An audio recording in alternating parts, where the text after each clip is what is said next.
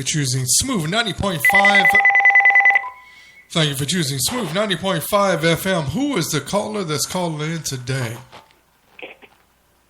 Hello? Hello? Yes, who's calling in today? Hey, how you doing? This is Mark Hunter. This is Mark Hunter. Ladies and gentlemen, we have Mr. Mark Hunter calling live all the way from Detroit. Am I correct? Is that Detroit? Absolutely. All right. Yep. Welcome to Smooth 90.5 FM. I am so glad that you were able to call and make that time slot. Well, what is going on in the Hunter's world today? Just trying to keep it going, man. That's all. I'm excited today. My next show is in Dallas, Texas, and tickets went on sale today. So anybody got family and friends in the area, tell them go get tickets with the Black Academy of Arts and Letters. What's the name of the production? Tell me a little bit about it. The name of the show is Mama, Are There Any Good Men Left? Mama, are there any more good men left? I can answer that question for myself. Yeah, I'm right here live in effect. You know, it's just hard for me to find. You should have made a play. Mama, are there any good women available? That's next. You know, you just gave me an idea. You just put out there. Are there any more good women? Were you siding with the women, man? Come on. There's brothers out here trying to find a good wife and everything, and we can't find one. But we're not. It's hard. Yeah, we're not gonna get into that. So we have a veteran out here from Detroit, Michigan, and enjoying the snow weather and everything. So tell me, Mr. Hunter, what is it that makes your work undescribable better than what we need to be out here and seeing? Tell us about you. Well, from where I stand, I see a lot of people, they don't take this craft serious. Some people just throw up shows because they have a following or what they think is relevant at the time. Really no basis, or nothing behind this show. I believe in wholeheartedly in everything that I do. I'm operating strictly under the gift that God has given me. I'm listening to his every word, and I'm moving in the direction that he sends me in. And I put my heart and soul into these projects, and this is something that I believe in. And I've been getting great reviews since I've been feeling that way and doing the things that I do. So if somebody came to you with some stage work or a script, do you look it over or just throw it into File 13? And be honest. Do I do what? Do you look over their work or do you throw it into File 13? No. When I choose to decide to look at someone's work, to accept somebody's work, of course I'm going to look at it. I never throw anybody's stuff to the trash or nothing like that because I wouldn't want nobody to do that to me. At this time, I'm not really looking at a lot of people's work. I got a lot of projects of my own that I'm trying to stay focused and work on. But I always look at people's scripts and I offer my critique or if there's anything that I can do to help them, I do that all the time. And I take time to read everybody's stuff that I accept. Do you feel that screen work, I've asked a lot of women that have called in playwrights, I've asked them this question, do they feel that this industry is being dominated by men and leaving the women behind? And what do you feel as a actor, a director, a stage playwright, what do you feel this industry is doing to women who are trying to become a playwright? I think it's about balance. I mean, I know more women playwrights than I do men. Really? Women have some of the greatest stories. The insight is, they run circles around as far as insight and things that they've been through. Because us as men, we give them so much material to work from. They pretty much run circles around as far as writers. Wow. I hate to say that, but I guess more writers that I know that are women than are men. Okay, so this is not a short life span for women. They can have a longevity in this as well with men.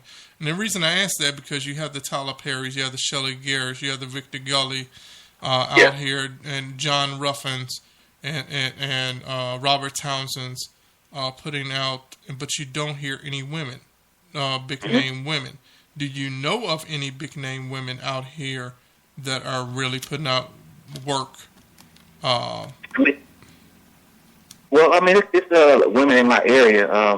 I really haven't traveled far outside of my area much, but there's a lot of great women playwrights here in my area that I frequented plenty of their shows. Do you But feel? Go ahead. I'm sorry. Do you feel with today's society, with situations going on from the police beatings, the brutalities, shootings, use of lawful force? I'm sorry, I'm having a hard time hearing you. Oh, I'm sorry. Can you hear me now? Is that much better? I'll talk up a little bit. You sound so far away a little bit. Is that better? Yeah, I hear you a little better. Okay.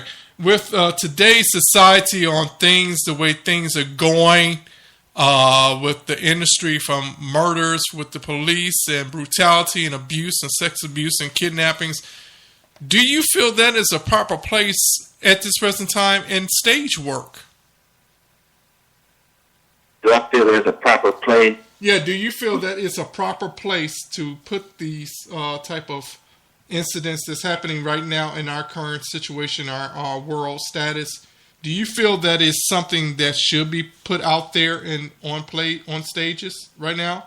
I believe it should be put in any area or arena that we could get some focus put on it, because it's a serious issue. I deal with a number of serious issues in my shows, and I've always been told that that's risky. People don't want to go to a show and see life being portrayed on stage. They want to go there and laugh and all that stuff. But I feel like I would be doing an injustice as a writer if I only wanted to just laugh and joke and have a platform and not use it to try to reach somebody and tell someone's story and hope that it can help somebody. I would feel like I'm not doing my job as a writer nor as a man. So you said you have a difficulty with your work. What is it about your work that people have a hard time understanding? Well, a lot of people think that if you're not coming from, although I am a saved man, I'm a Christian, they feel like if you're not coming from a gospel standpoint or you're not making a gospel play that you won't be successful. They don't want you to deal with, like I've dealt with molestation in my shows, domestic violence, irresponsibility, fatherhood, and motherhood as well. And a lot of things that I deal with, people have told me that's been risky, and I took a lot of chances, but it worked.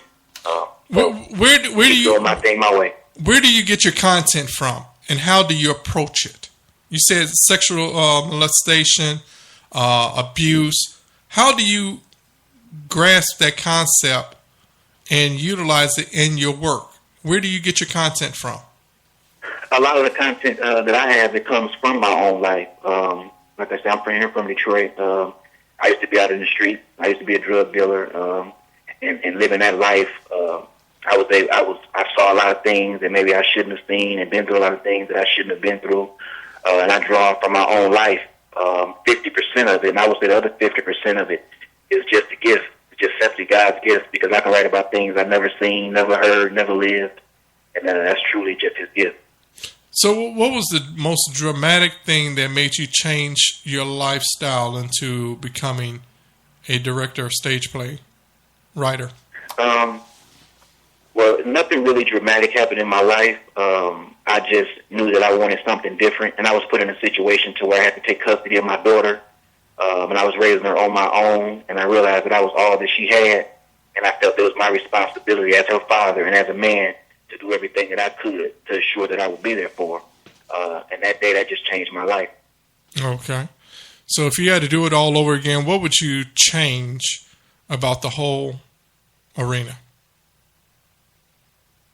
As tough as it was and as many things that I went through, I would change absolutely nothing, because the things that I went through is what made me the man that I am today and the man that I continue to be. It's all based off the stuff that I went through. Okay. So your love and passion for stage writing comes from where? Well, I wrote my first story when I was 9 years old. I wrote my first book, and it got published, and I won all kinds of awards and accolades. And I've always got awards and accolades through school for writing different things. But like I say, I got in the street, and I'll get off course, and by the grace of God, He kept me, and He led me back on course, and now I'm doing what I do today. I just finished my first novel. I got another play coming out, Woman Misled. I'm turning it into a movie. I'm doing a bunch of other things. I'm just trying to stay busy. Now, you just said you're writing a novel. Now, many times people go into writing books. What is the process of writing a good novel? It's really you once you find your focus and what you want to write on. I'm gonna just take a quote from Stephen King.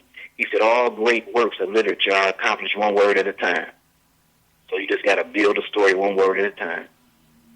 Okay. So build one word at a time.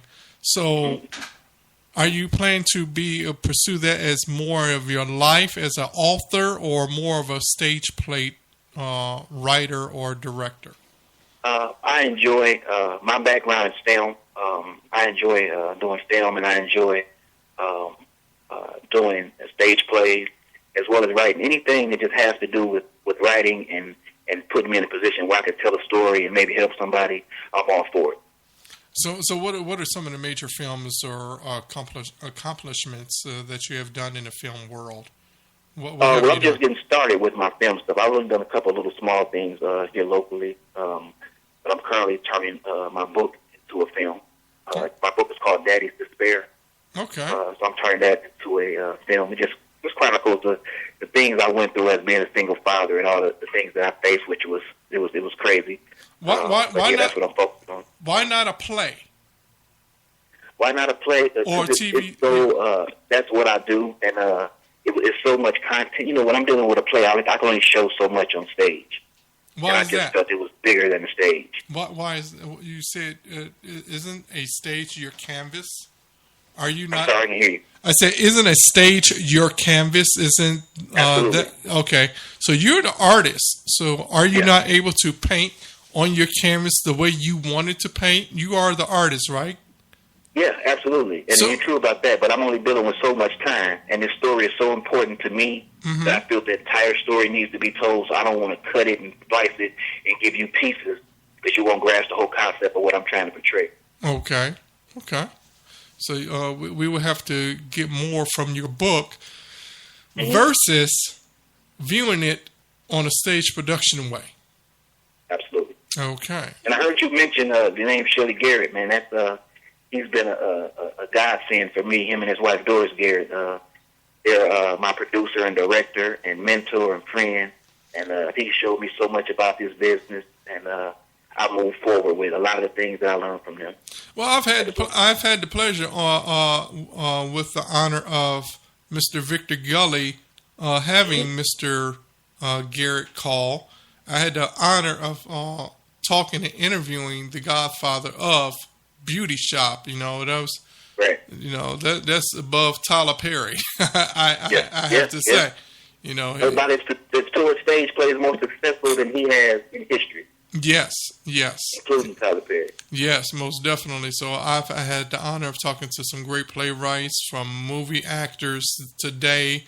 It's been amazing, and I've had a joy. I don't want it to end, but I love talking with you guys and getting more ideas from you, from the finances, because people need to understand who are listening. If I wanted to get into this industry, which direction would I go? And I'm so glad that this panel was open for me to interview you guys, because each one of you have your own story. Each one of you have your own trials and tribulations, because last week we talked about finances. And this week we're talking about copywriting.